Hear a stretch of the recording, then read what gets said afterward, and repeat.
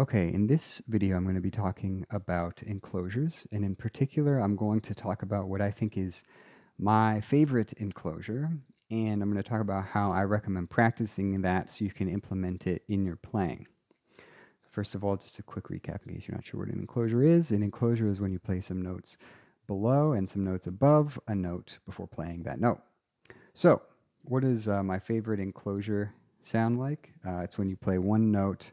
Well, there's really two different versions of it. I'll show you each. So when you play one note a half step above your target note, and then two half steps below your target note. So one note above. So my target right now is B. I'm playing one note above, and then I'm going down a whole step below the note, which is A, and then one more note, a half step below your target note, and then finally playing that note. So you're playing one chromatic note above and two chromatic notes below your target note.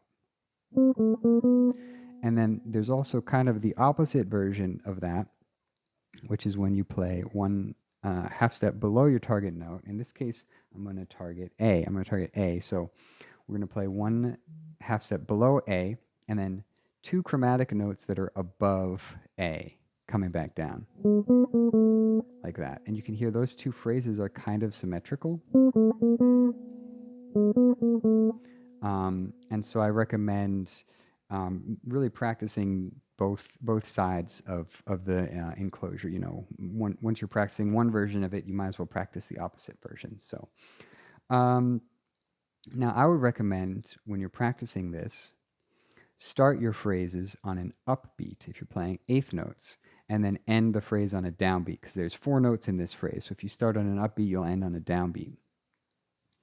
And the reason why I recommend doing this is because it gives you a really kind of smooth consonant to default way of playing, and then from there you can build your sound and you know if you and maybe change how you want to play from there. So. And you'll notice there's kind of certain spots within a scale that lend themselves to these enclosures. So right now I'm kind of thinking like a C major scale. So for example, that B, you know, it really lends itself to this starting a half step above and then going a whole step below.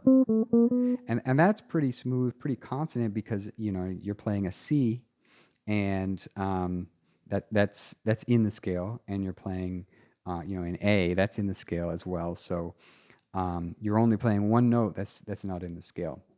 Similarly, you know, if we do that exact same enclosure, targeting E, you know, we're playing the fourth of the scale, then we're playing the second of the scale, and then we're only playing one note that's outside of the key and landing on the third. So. Similarly, you know, I like to do the opposite enclosure if I'm targeting an A, for example.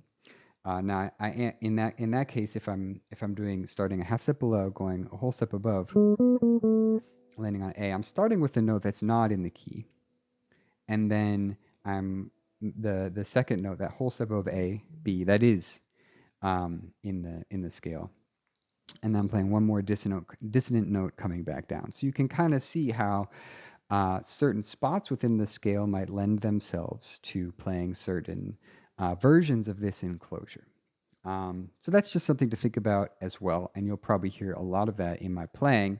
You know, I might not do this half step below and then whole step above if I'm landing on B, but you totally could do that. You're just playing more dissonant notes. So I'd maybe start thinking about doing this half step above, whole step below, with your landing on targeting your E and targeting your B,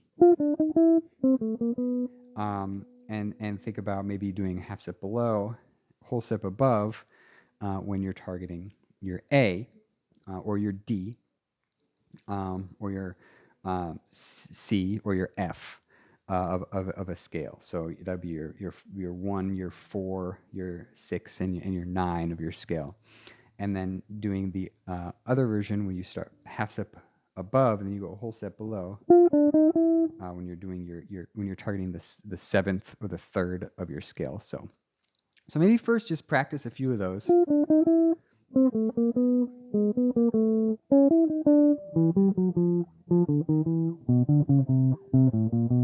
And make sure you can play them, especially those kind of basic, more consonant ones, the ones that kind of jump out and have more notes in the scale. Practice those a little bit and just kind of get familiar with them. And then really what you want to do when you practice these in general as a default is start on an upbeat and land on a downbeat. That makes it sound smoother and more consonant, and you're going to hear how it sounds pretty nice. So first, I'll demonstrate how to practice that. It's going to sound a little boring, and then I'll demonstrate how that sounds when you start mixing it in with your playing. Let's do a little slower for the practice.